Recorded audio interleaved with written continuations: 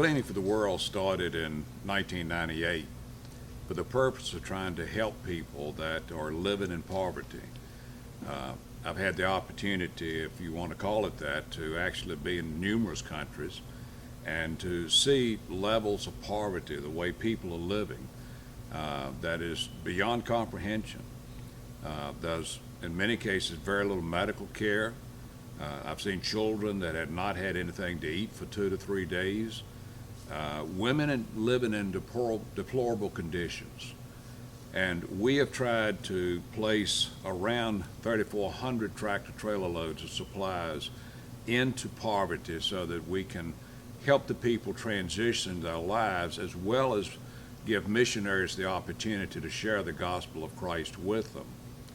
We have to remember that about 40% of the world, and the majority of that 40% is living in poverty, but 40% of the world has never even heard the name of Jesus Christ even one time, and they don't even know that Christ existed for them. So by putting supplies in the hands of the missionaries, they earn the right to be able to name the name that is above every name, which is the name of Christ. The other part that we have spent the last 4 or 5 years looking at is how do you break the cycle of poverty? Poverty is an ongoing situation. It is passed on from generation to generation. It is affecting the lives of hundreds of millions of people that do not have the basics of life that you and I share every single day.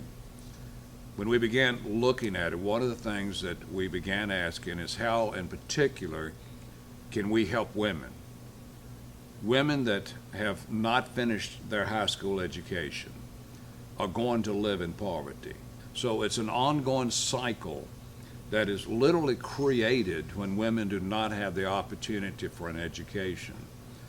So several years ago, I began working with Sherry Falwell, whose husband Jonathan is a pastor of Thomas Road Baptist Church, and several doctors in Africa to look at women's cycles, because a woman's cycle will often determine whether they get an education or not, because they're not allowed in most countries, particularly the Muslim countries, to be able to go to school to get an education simply because of the cycle. And then the ladies at Gleaning got together, and they had been working on a project for several months that I didn't know about, and they made a presentation, and it was the very thing that Sherry Falwell and several of the doctors in Africa have been working with me on, and that is how do you deal with the monthly cycle so that the women can go to school and get the education. And when they made the presentation, it was absolutely an eye-opener. And Danielle Satchel was one of the ones that was involved in this and has become sort of the ringleader and is going to explain to us today what the Wings program is about, and even more important, how the program can transition women from living in poverty and the children living in poverty to having a decent life where they do have a future. So Danielle, if you will, explain to us what the Wings program is. Absolutely. Like Reverend said, we knew that there was a problem, but we wanted to do something that was different than just sending over a box of pads, disposable pads. So all of us ladies got together and did some research and found that you can make a sustainable feminine hygiene kit that can be able to be given to a girl. We have them displayed here, and we have one of them that is open. That way we can kind of show everybody what's going on with it. Why don't you go ahead and show us what's in the packet, if you would. Absolutely. Well, each kit comes in an adorable little bag like this.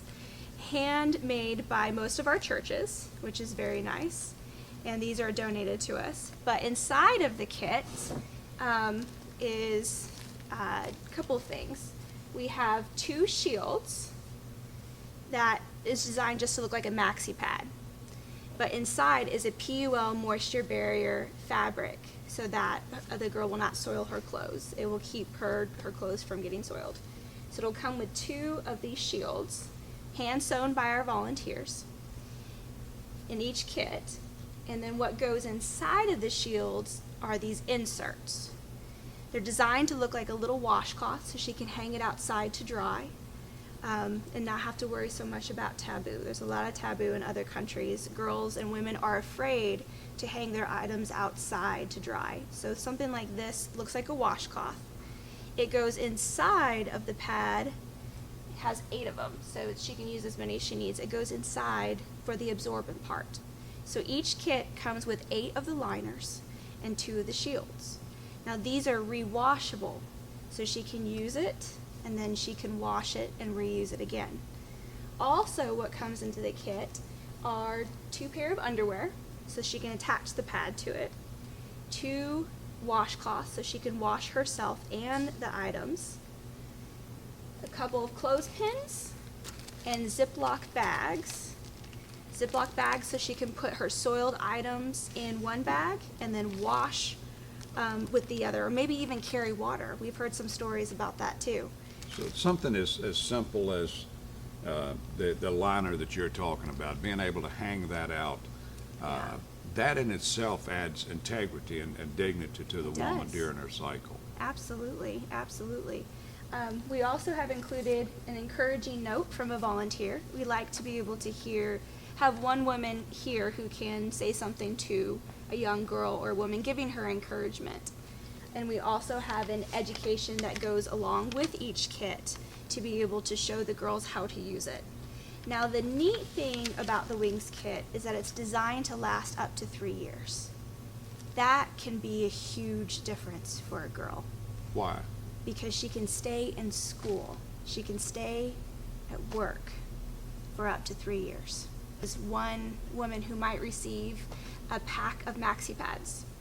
One pack of maxi pads costs about $2. A lot of women and girls live off of $2 a day. Something that, and it will only last one time, maybe one time, that she would be able to have to use it for that month. But having something that can last 3 years and re-wash again saves her money, gives her dignity, keeps her in school, keeps her maybe at work. That way she can provide a living for herself. She doesn't have to live off the streets or, like you said, fall into prostitution. What difference does it make in that woman's life? We've heard so many great stories. It's been wonderful. We've sent in 2014 to 16 different countries. But we have heard that many women have to use bark, corn husks, newspapers, just to be able to help take care of themselves. So giving them that physical comfort, as well as the insurance that something will last for 3 years, I think is very important. One of the feedback stories that we've heard is women in this particular research group that we had were able to go back to church without having to sit onto mounds of dirt. Women were having to make mounds of dirt on the floor and dig a little hole on the top and sit on that mound of dirt while they were menstruating just to go to church. And one of the feedback stories that we got was, we don't have to sit on dirt anymore. We can now sit in the pews. I know one of the first trips that I took to Guatemala, I visited an orphanage that had about 60 or 70 children in it. There were 3 children who were not allowed to go to worship because they didn't have shoes. Mm-hmm. I can remember those 3 children as clear as anything, because I thought, what difference does a pair of shoes make? And to know that these 3 little children were the only ones in the orphanage that couldn't go to church because they didn't have a pair of shoes. Mm-hmm. We're talking about something much bigger, because we're talking about women who are segregated in a horrible way, Absolutely. who are not able to worship, and are just, if you will, totally discharged from the community for a period of time. Yeah, absolutely. To me, it's as a pastor, not knowing that someone can't worship when they want to is a horrible thing. Yeah. to be able to give them the chance to worship, to me, is one of the most Christian things that we can do. I know we've sent these kits out to numerous countries. Yes. Just list a few of them, tell me the number of countries and the feedback you've gotten from the missionaries that have been on the ground. One of my favorite countries that we've been sending to is one of our first pilot groups was in Kenya, Africa. A missionary who had wanted, she knew the problem was a huge problem with the girls' grades going down substantially since they would start their menstrual period. So she had been asking us for kits for months and months. So sending to them was a very pivotal time for us to be able to get the Wings kits out. They had told us her daughter specifically had gotten a Wings kit, and within 8-9 months, she said she had not missed a day of school. That was very neat. Recently, we had kits that went to Honduras to women and girls who had been ostracized from the community after Hurricane Mitch had hit. One of our missionary partners went to go teach the girls how to use the kits, what was happening to their bodies, and there was a young girl who was 8 years old who had been molested on the way to school, and she received a kit. Statistically, girls tend to start their menstrual periods sooner if they've been molested or raped in that manner. It's something that happens. So that onset brings on her menstrual period, and it needs to be taken care of. A woman that has to sit on a mound of dirt rather than worshiping. A woman a girl that cannot go to school and get an education. Mm-hmm. What is the effect on her life? What is the effect on her integrity as a human being? For me, this is close to my heart. If you're told by your society or your culture that you are less in any other way because of a natural thing happening to your body, you can't help but to have lower self-esteem, to be able to view yourself in a lesser way. So for me personally, when I think about this issue and the privileges that I have in America, to be able to give a girl dignity, to be able to just simply go to school or to work, it gives her a fighting chance. It gives her an ability to be able to do something on her own, even though society and culture and depending on their religion, what's telling them that they are not worth it, but they are. I go think back as a pastor of the gospel. The woman that came to Jesus that had what they said an issue of blood. Yes. Okay. Yeah. In that society, it meant that she could not go to worship. Mm-hmm. It also meant that she could not go to the market and shop, as was the women's responsibility. Yeah. It meant that she was not able to have a husband because of the issue of blood. Mm-hmm.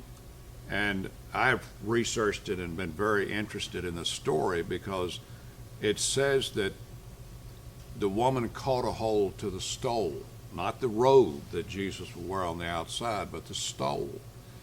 And the stole was simply a stole that hung over the outer garment. It had strings hanging down from it that represented all the laws. And no one was allowed to touch that prayer shawl that had not gone through the purification. Yeah. The fact that the woman reached up and grabbed the prayer shawl of Christ, she could have been stoned to death at that moment. Yeah. And of course the crowd was irate that she did it. Yeah. But Jesus wasn't bothered by it. Exactly. Yeah. He allowed her not only to touch the prayer shawl, yeah, he was able to provide her with the healing that she needed so she could come back and be living in a normal life. Mm-hmm. Many of the women in the Old Testament at times, and of course Christ was, even though he's the New Testament, was living in Old Testament laws. They had almost no rights to start out with. And for Jesus to not only with this woman, but also with the woman at the well, was willing to cross the line, to cross the boundary line, and to give that woman, to give those women the integrity. Mm-hmm.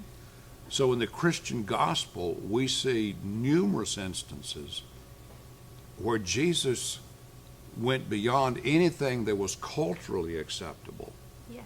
To be able to return dignity to women that, for whatever reason, had lost that dignity. Absolutely. When we're giving these kits out, it's taking care of something that's natural. Mm-hmm. We are giving women a level of integrity they would never have within their own society.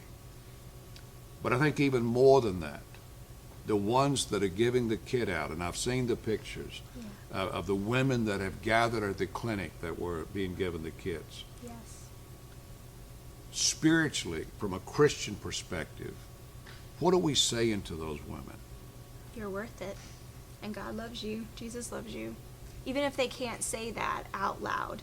One of our partners had 500 kits that went to Northern Africa, and that was their way into the country by holding the women's conference. But they established a relationship with the women, still handing them out into homes to be able to establish rapport and relationship, to eventually be able to have the missionaries talk to the women about, okay, we love you, we give you the kits, and this is what you can do to take care of your body. It's not a bad thing that's happening to your body, but what about Jesus Christ? Let me tell you about him. And it really is earning the right to be able to share Christ with people of the Buddhist faith, of the Muslim faith. So being able to share the kit is in many ways the same as being able to share the gospel, so that the people will know that there is a God that loves them. Yeah, absolutely.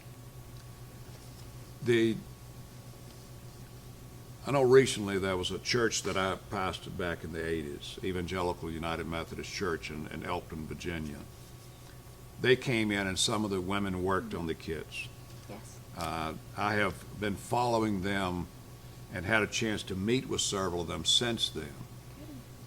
These women have taken a Sunday school class. They already had sewing machines.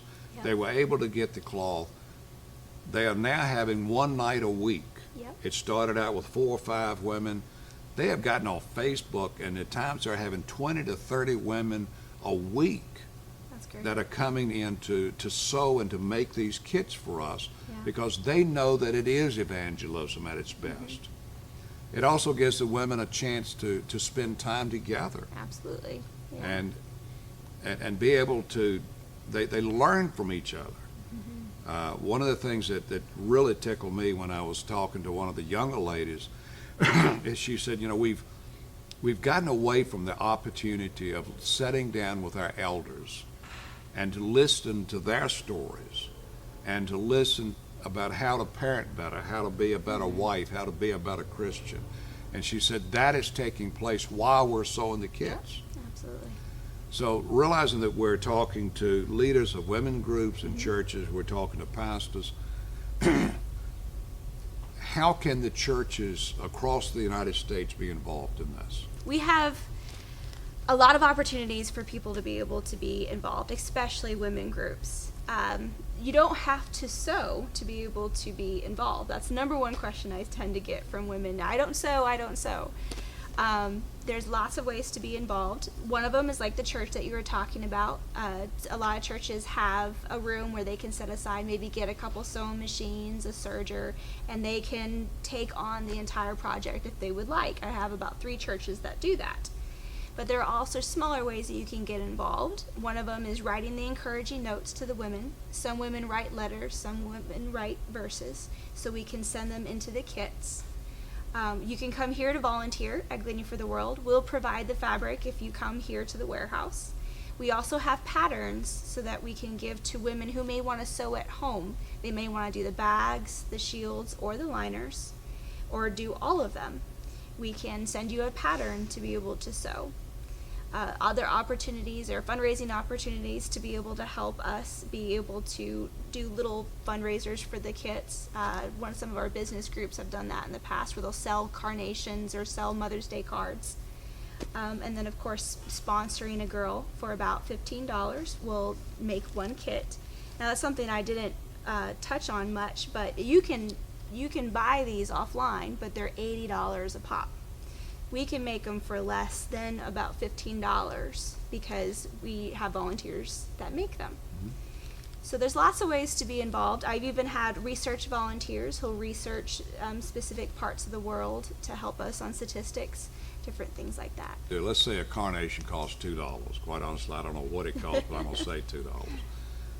They can literally introduce this to their Sunday school classes. Mm-hmm. They can introduce it to the women's groups, to the church in general. Absolutely. And say that, you know, if you pay $15 for this carnation, you can provide one of these kits that will provide integrity for a woman for 3 to 4 years. Absolutely. And even just raising the awareness about the issue. It's such a shocking realization for a lot of men and women to know that there are people around the world, girls and women, who still struggle with this. So talking about it with your friends and your family about wings or the issues that women face around the world is important as well. A couple of other things that I want to recommend to pastors. A lot of churches have women in their community that have access to material. There are certain kinds of material that we can use and some that we can't. So just getting online and sending information to Danielle will certainly give you an opportunity for these women to go clean out their closets. I know my wife did that, and I was very thankful that happened. Also, you have manufacturers in your area that may be able to donate large volumes of cloth. One of the byproducts, and I learned this from being in Dominican Republic, where we're working with the Peterson Family Foundation to expand an orphanage and to set up a school and humanitarian programs there, is that if we could just put 10 sewing machines into that school in the evenings, yep. Put some cloth, some thread and things, and let the women learn how to sew. Yep.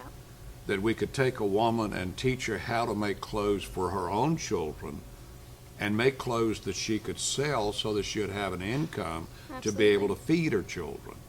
So we're coupling that opportunity to number one, to make the page, but also to teach a trade. Absolutely. Which again breaks that same cycle of poverty, if you will. Absolutely. We're glad that you've joined us. We realize that this is a subject that is sensitive even in the United States for people to talk about. You may have heard some noise in the background. We actually have people volunteering here in the warehouse that are putting these kits together now.